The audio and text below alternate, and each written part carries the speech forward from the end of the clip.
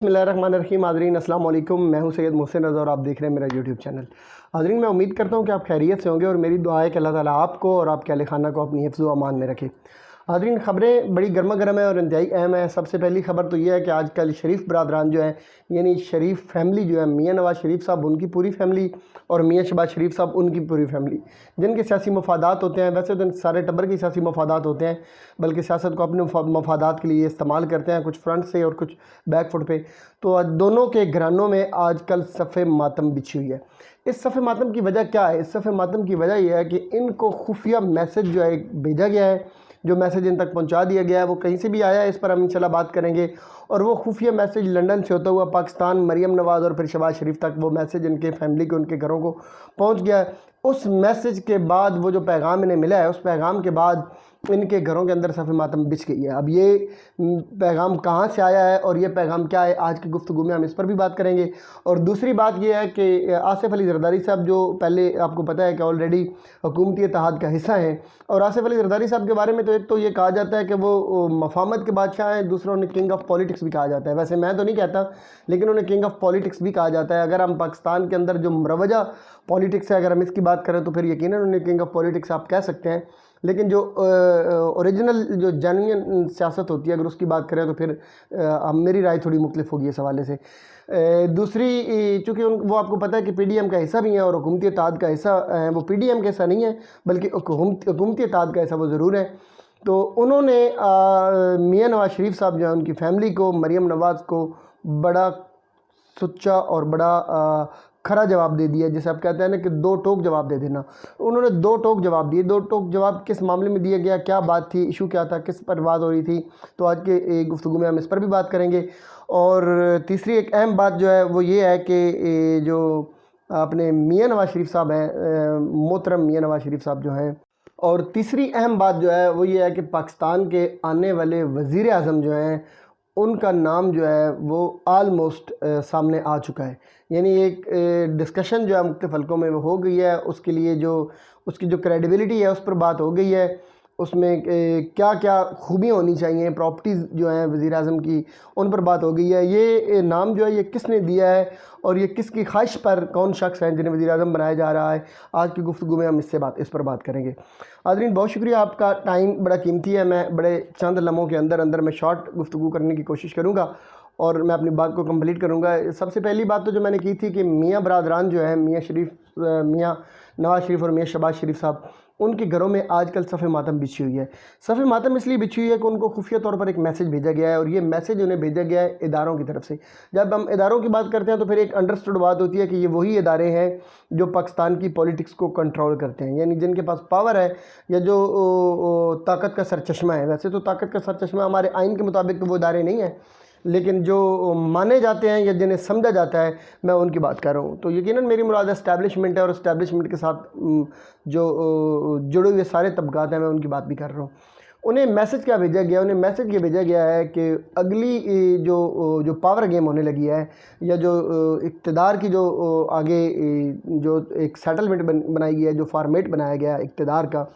इक़्तिदार में कहीं पर भी जो मियाँ बरादरान हैं, उनका कोई किसी किस्म का, जो बड़े ओहदे होते हैं, मैं छोटे ओहदों की बात नहीं कर रहा, जो बड़े ओहदे होते हैं उनमें कहीं पर भी मियाँ बरादरान का नाम नहीं आ रहा। अगर मैं थोड़ी सी खुल के बात करूं तो वो ये होगी कि जो आगे हमारा स्ट्रक्चर बनने जा रहा है, ये जो बनाने की एक प्लानिंग तैयार की जा रही है, जो मनसूबाबंदी की जा रही है, ये उनके जहन में एक नक्शा होगा अपना। वैसे तो अल्लाह का काम है, देखते हैं कुदरत ने क्या प्लान कर रखा है। एक तो इनका प्लान है ना, मैं इनकी प्लान की बात कर रहा हूँ कि जो पीडीएम का प्लान है, पीडीएम का जो प्लान है, उन्हें जो इदारे कंट्रोल करते हैं, जहाँ से पावर डिस्ट्रीब्यूट की जाती है, इख्तियारात जहाँ से दिए जाते हैं, उन्होंने जो अपना सांचा बनाया है, जो अपना स्ट्रक्चर उन्होंने बनाया, उस स्ट्रक्चर के अंदर जो आने वाले वज़ीर आज़म हैं, उनमें मियाँ नवाज़ शरीफ और मियाँ शहबाज शरीफ साहब, इन दोनों का किसी भी किस्म का कोई शेयर मौजूद नहीं है।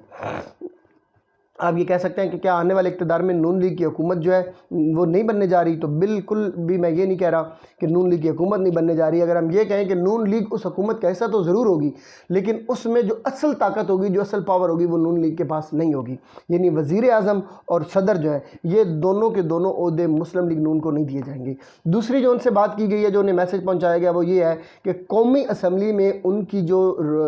जो پارٹیسپیشن ہوگی یا ان کی جو ہوگی کیا آپ کہتے ہیں کہ تعداد جو ہوگی ان کے ایم این ایز اور ان کے ایم پی ایز کی جو تعداد ہوگی وہ بالکل مائنر سی ہوگی. اس مائنر سے مراد کوئی 5-10 کی میں بات نہیں کر رہا, یقیناً وہ ایک لمٹ ہوگی, لیکن وہ انہیں یہ سمجھا اور بتا دیا گیا ہے کہ جو ہماری رپورٹ ہے, جو گراؤنڈ ریالٹیز ہیں, جو پبلک یہ چاہتی ہے, عوامی جو رائے ہے, اس کے حساب سے آپ کی جو میکسیمم بن رہی ہے تعداد, جو سیٹس آپ جیتنے جا رہے ہیں آگے قومی اسمبلی کے لیے, وہ 20 سے 25 ہیں. تو انہیں یہ کہا گیا ہے کہ ہم آپ کو 30 سے 35 سیٹوں تک محدود رکھیں گے قومی اسمبلی کے اندر, جبکہ پنجاب کی جو حکومت ہوگی اس میں بھی وزارت اعلیٰ کی دوڑ سے آپ فارغ ہیں. وزارت اعلیٰ میں یقیناً وہ اپوزیشن میں تو ضرور چلے جائیں گے, ان کی آپ کو پتہ ہے, عادت ہے کہ جب انہیں وہ اقتدار نہیں ملتا تو پھر وہ دوسری طرف جاتے ہیں, تو اپوزیشن کی طرف تو وہ جائیں گے, یا کوئی نہ کوئی ایسا وہ اپنا سیٹ اپ ضرور بنائیں گے کہ اگر اپوزیشن نہیں تو کم از کم اقتدار کے اندر بھی اگر وہ آئیں تو وزیر اعلیٰ ان کا نہ ہو تو ان کے پاس پھر پاور جو ہے وہ زیادہ پنجاب میں ہو, تو یہاں تک تو انہیں دیا جائے گا اور مل جائے گا اور مل بھی سکتا ہے.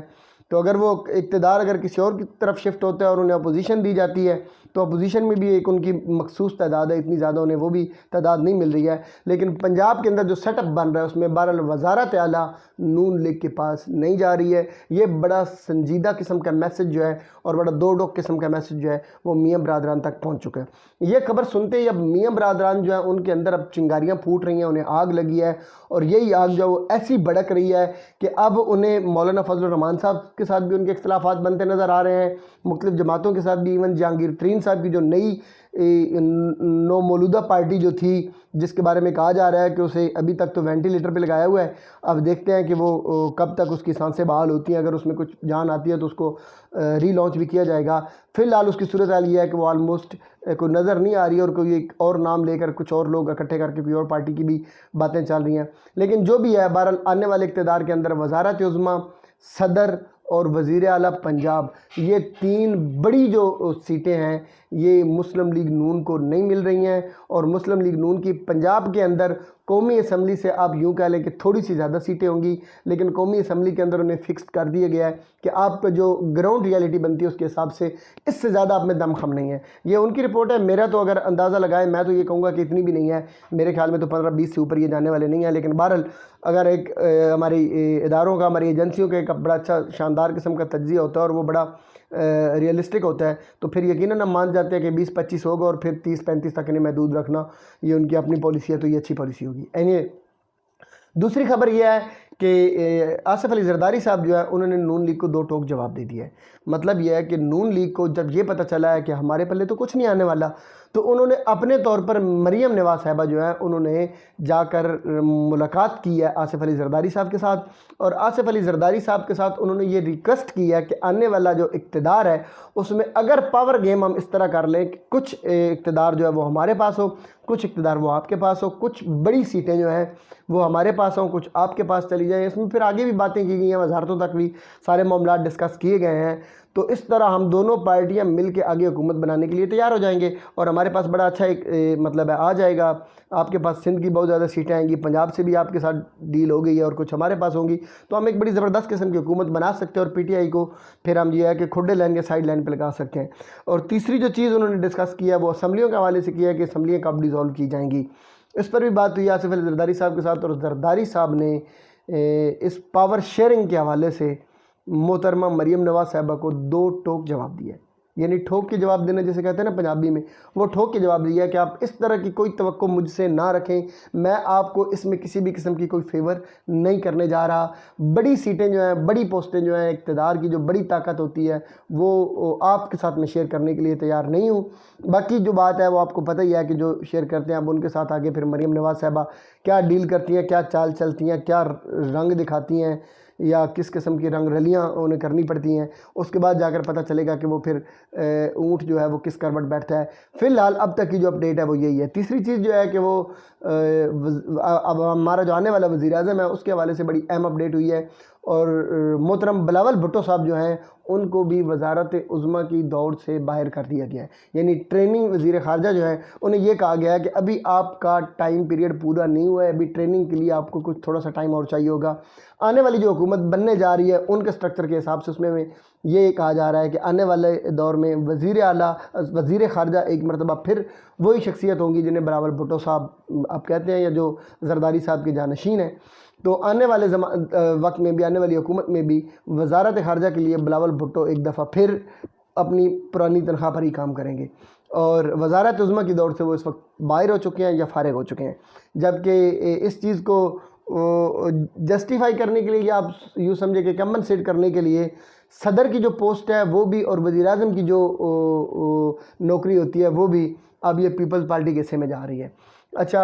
पीपल्स पार्टी के हिस्से में इसलिए जा रही है कि वज़ीर आज़म जो थे उनकी जो दौड़ चल रही थी उसमें वज़ीर आज़म के लिए बिलावल भुट्टो को वज़ारत उज़्मा की दौड़ से निकालने वाले जो इदारा है वो IMF है, कोई और इदारा नहीं है। IMF ने बिलावल भुट्टो के नाम पे क्रॉस का निशान लगा दिया है, और IMF ने ये शर्त आयद की है कि हमारा जो आपका वज़ीर आज़म होगा इस बार, वो कोई महर मुईशत होना चाहिए, यानी महर मुईशत भी हो और सीनियर सियासतदान भी हो। ये 2 शराइत थी IMF की तरफ से। अब मैं चूँकि इस पे फिर सोर्स देने पड़ जाते हैं, फिर इस तरह की चीज़ें आ जाती हैं, तो मैं इसको अगर इस तरह कह दूँ कि मेरा ये ख़्याल है या मुझे ये लगता है कि ये शराइत जो है ये IMF की तरफ से होंगी, क्योंकि और तो किसी को इसमें कोई इंटरेस्ट हो नहीं सकती है, क्योंकि सियासतदानों की इंटरेस्ट तो यही होगी कि ये सीटें हमें मिले, वो खुद अपने लिए, अपनी औलाद के लिए ये चीज़ें मांग रहे होते हैं। ये यकीनन IMF की तरफ से होगा कि उसमें 2 शर्तें हैं कि आपका आने वाला वज़ीर आज़म एक तो जो है वो सीनियर सियासतदान होना चाहिए, दूसरा ये है कि वो महर मुईशत भी होना चाहिए।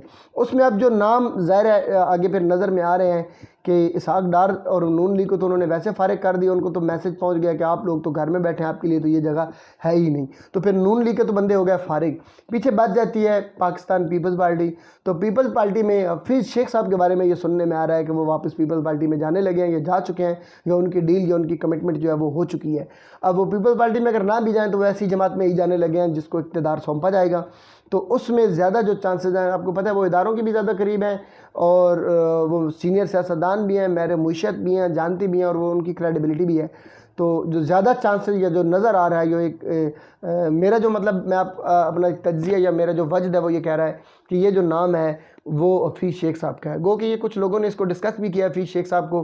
कुछ सोर्स भी ऐसे हैं जिन्होंने ये डिस्कस किया कि आने वाले वज़ीर आज़म जो है वो हफीज़ शेख साहब होंगे। अलबत्ता मैं उन सोर्स के हवाले से बात नहीं कर रहा, मैं एक अपना एक तज्ज़िया दे रहा हूँ कि मुझे ये लगता है कि वो जो खूबियाँ IMF को चाहिए, या जो मुख्तलिफ लोग जो डिमांड कर रहे हैं आने वाली वज़ारत उज़्मा के लिए, या जो ऐसी शख्सियत है कि जो नून लीग, पीपल्स पार्टी और बाकी लोगों को भी कबूल हो सकती है, अगर वो ऐसी कोई शख्सियत है तो वो हफीज़ शेख साहब ही हैं। तो ये 3 अहम खबरें थी जो मैं आपसे शेयर करना चाह रहा था। खबरें और भी बहुत हैं, वक्त बड़ा थोड़ा होता है, इसलिए आपसे मैं चाहता हूँ कि थोड़ी थोड़ी जो चीज़ें होती हैं वो डिस्कस करूँ इसी तरतीब के साथ, और इतनी ही कि जितनी आप सुन भी सकें आसानी के साथ। बाकी इंशाल्लाह नई जो भी खबर आएगी मैं दोबारा आपकी खिदमत में हाज़िर हो जाऊँगा। तब तक अपना ख्याल रखिएगा। मेरी दुआ है कि अल्लाह पाक आप सबको महफूज रखे। वस्सलाम।